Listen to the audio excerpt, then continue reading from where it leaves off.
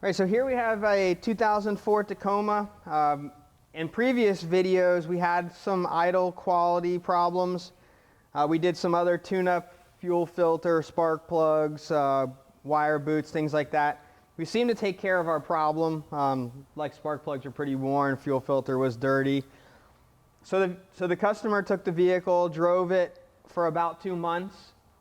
Now, pretty much overnight, he says the condition started where the idle just dropped way out. It barely will idle on. So now we're moving on to the next, what could it be?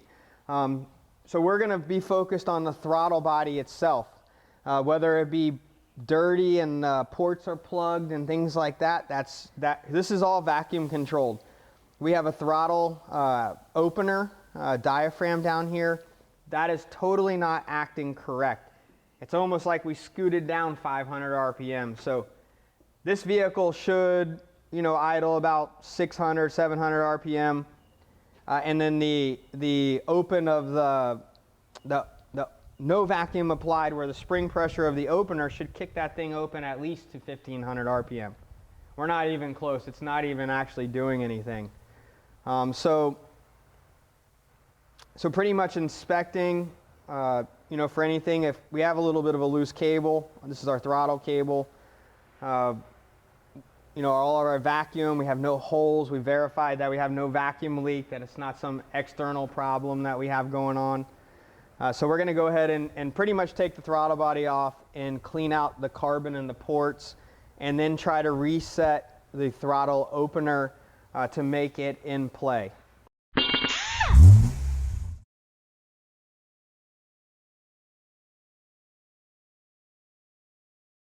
All right, so before we take this apart, we want to show you a little demonstration of, this is a throttle opener, and it is out of range, and you'll see why it's out of range once we start the vehicle up. So this right here is your throttle opener. So the vacuum pulls on the diaphragm, opens it up. That gives us our base idle. That should be our lowest set. Once we accelerate and we switch our vacuum source from port to manifold, we lose our vacuum source. The spring diaphragm overcomes it, and that spring diaphragm pushes our throttle open. It should raise us 500 RPM. So I'm going to go ahead and start it, and then we'll see the plunger pull back in. Then I'm going to disconnect the vacuum source, and we'll see the plunger pop back out. It should be touching when the vehicle is running, and then it should push it open when we drop out vacuum.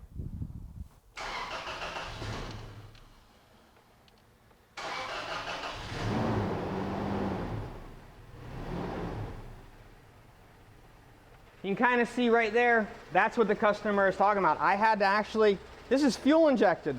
I had to adjust the throttle body to get it to start. It's fuel injection. It just doesn't work like that. So something is definitely out of range. So right now, we're not even touching. So this is what would set our base idle. There's another screw that sets this back lever right here.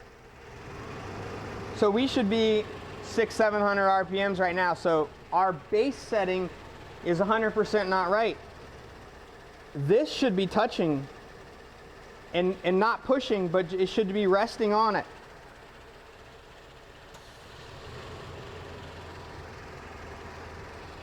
So now we took the vacuum source away from it. The spring pressure should have pushed the throttle a little bit more. Open, it did not. So we'll add vacuum. That should be our base idle.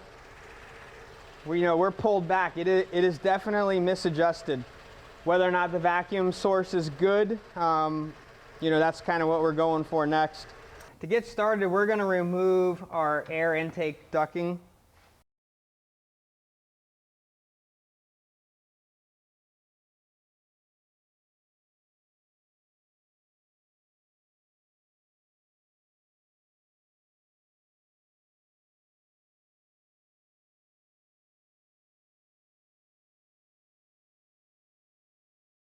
And we'll go ahead and remove our linkage.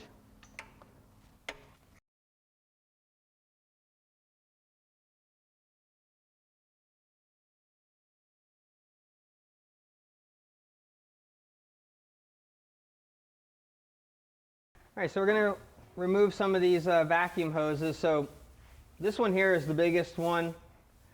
You know, these three are the same. So you can see they kind of come in order. So we just need to remember they come in order so we can put them back in the same position. So this line right here, this is vacuum all the time. These fittings here, they're vacuum after 3,000 RPMs. That's for you know, more of your EGR and evaporative purge and things like that.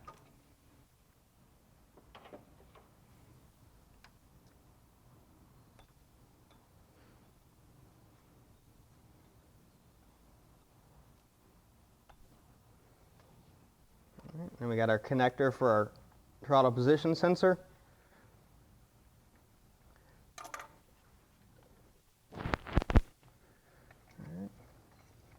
Right, so now we have 4 bolts holding our throttle body on. We'll go ahead and loosen those up now.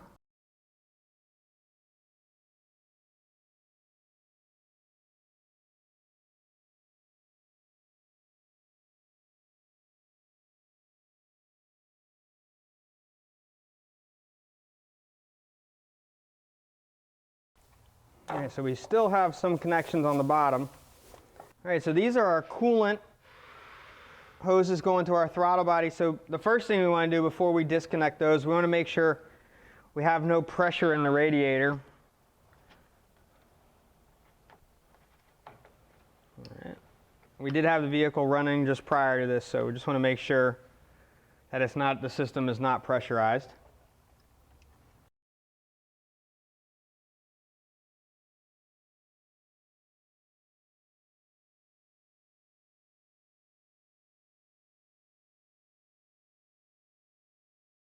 Okay, so we have one more connector that's going to go to our idle air control motor.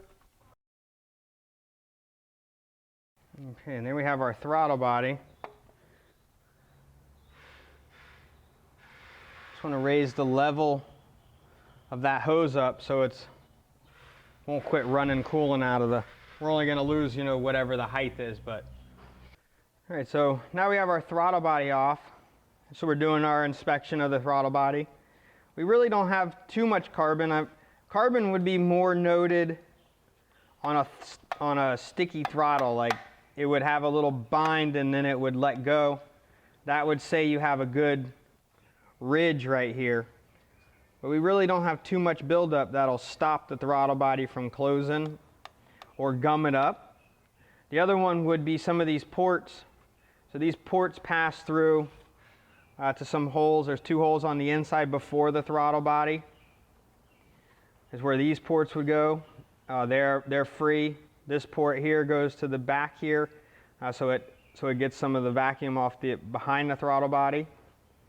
This is where our idle air circuit would be, so it's bypassing. So it would check air in here before the throttle body. The electronic device here would give it basically a plunger so it would bypass the throttle. That's an idle control.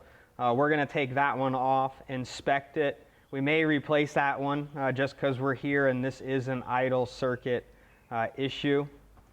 Now you can see our other side here. So this is our throttle stop and this is our throttle adjustment. So the throttle stop is what made this retreat. And that's where we needed actually to be further. So we're opening the throttle, so we need to adjust that inward. You can see we're still factory settings by the yellow marks. We'll go ahead and we'll take these 3 bolts out right here for our idle air control motor.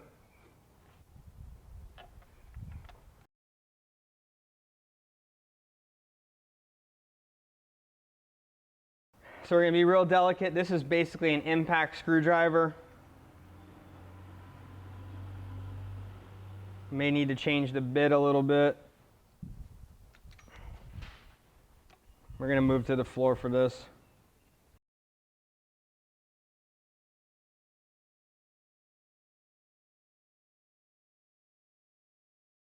All right, so here we have our new idle air control motor versus our other one. We can see kind of the door has a lot of etching. That could be resistance, things like that. That could make slow responsive action. So we're going to go ahead and replace that just because we have an idle air control circuit problem. You can see on this side here, so this port that was doing our throttle control comes from the back side of the throttle body. So you can see this is our base idle control, and then this is going to be our raise idle control. We're going to have to adjust those. So what we're going to do is we're going to loosen these bolts now, find the Allen head that fits inside of here. That way when we install it, we'll be able to adjust the throttle stops and try to adjust the throttle control valve so that it does raise the idle to the 500 that it's supposed to. So we'll go ahead and reinstall our new idle air control motor that we got from Auto Parts Direct to You. We did do a little throttle body cleaning.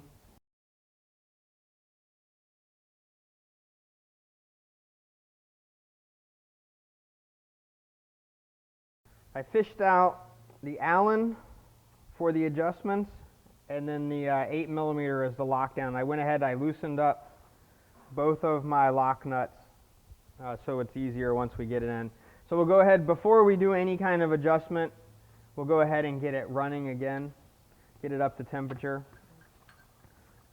Alright, so we'll go ahead and put our new gasket. Always replace the throttle body gasket once you take the throttle body off.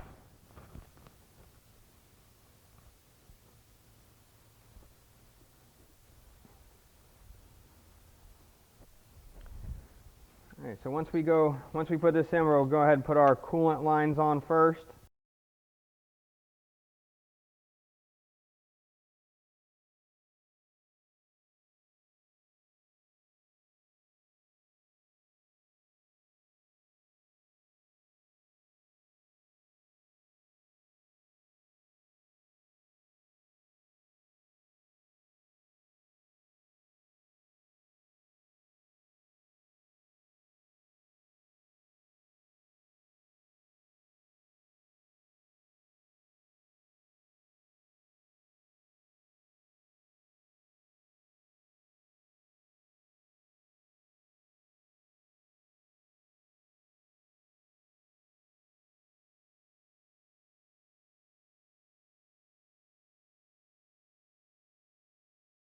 Alright, so we'll go ahead and we will put our air intake. We're going to need that because it has the mass airflow sensor for starting it up and running it.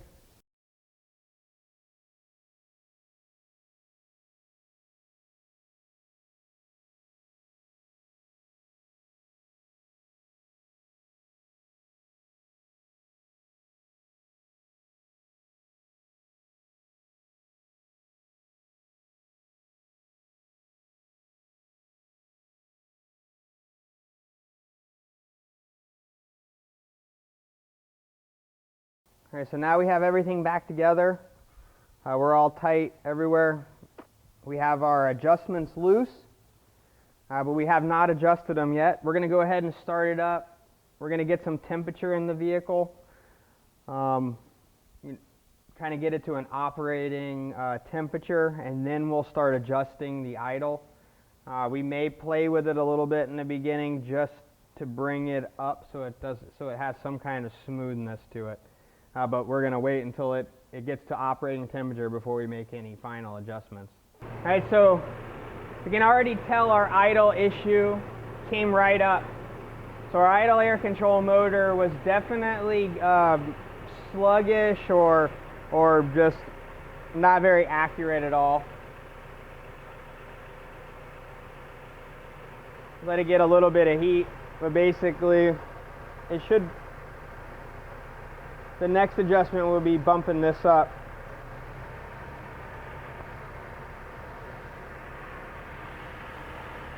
Alright, so we got a little bit of kick up. That's the throttle stop. So now our throttle stop is a good RPM, so we definitely weren't exchanging the correct air for the idle air control motor. not getting, so we should be up to about another 500 RPMs over our idle. Once we disconnect that and our plunger pops out, our plunger should actually raise our idle. So it's still not in control of our idle, but our base setting is good. You know, we look pretty smooth. Let's see what number we're running.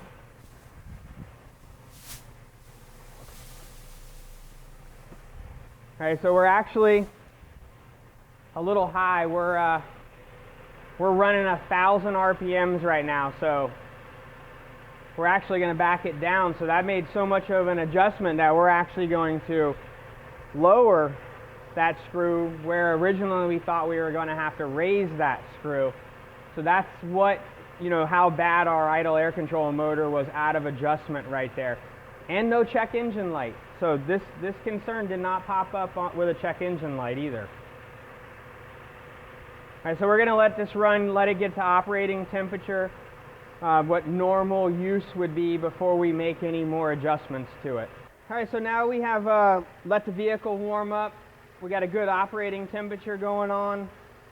So we're in park right now. We'll go ahead and give it a little bit of throttle up and down. All right, so we're right about 900. We're going to go in the vehicle. We're going to put it in drive with our foot on the brake, put it in reverse with our foot on the brake. That's going to be our base idle setting.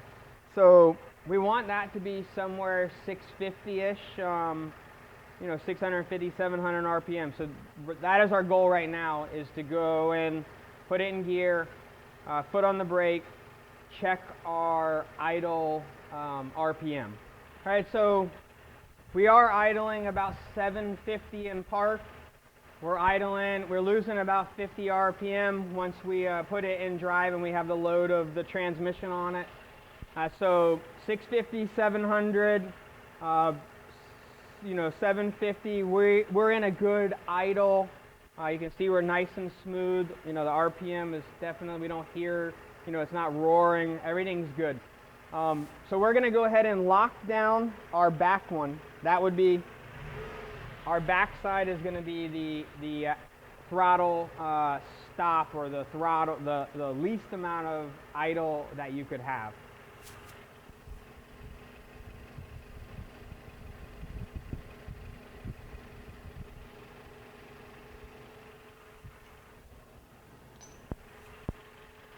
All right, so I'm just holding the pin center so we don't change it while we're tightening.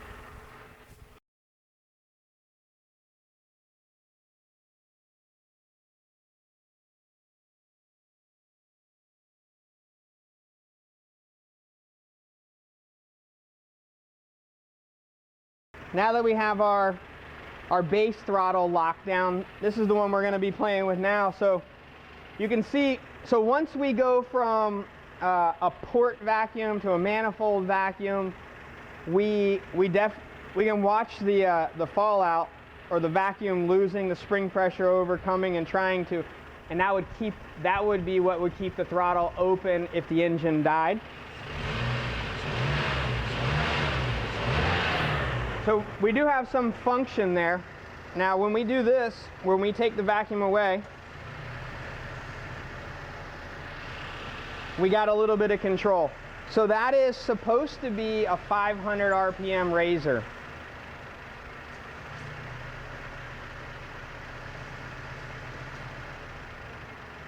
We are getting some control, but you can see we have that big gap there. We're going to go ahead and tighten that gap up so we can give the throttle basically like a choke or you know, throttle control. We can give it some more control, because right now you can see it's not really controlling anything until the very end.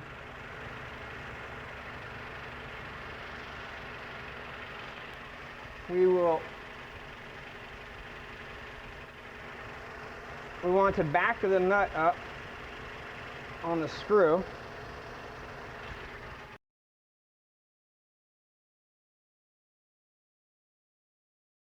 Idle's in control.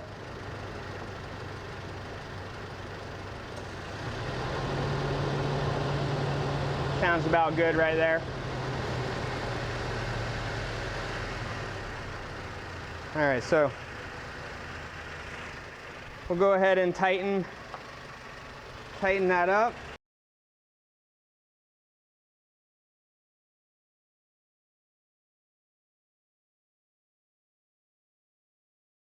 Let it calm down. Now we're going to go ahead, we'll put it in gear, check the RPM in gear again.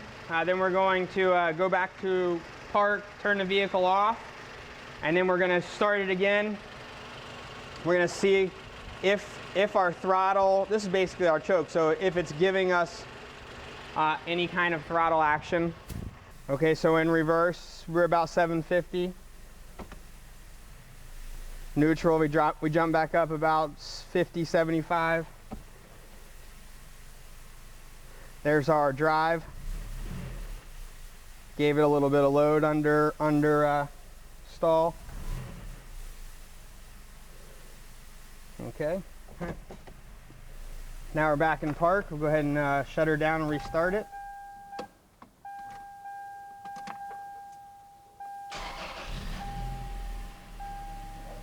All right, so we jumped up to 1200 and we settled back down to 750. We'll go ahead and do that again.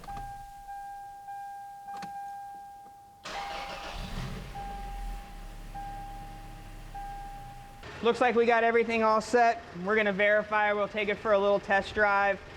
You know, letting the transmission basically come into a decel on the transmission as it's slowing itself down, and then giving it gas.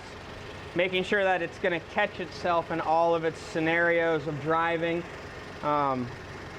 whether it be upshift or downshift. Usually the downshift is when we get the stalling condition.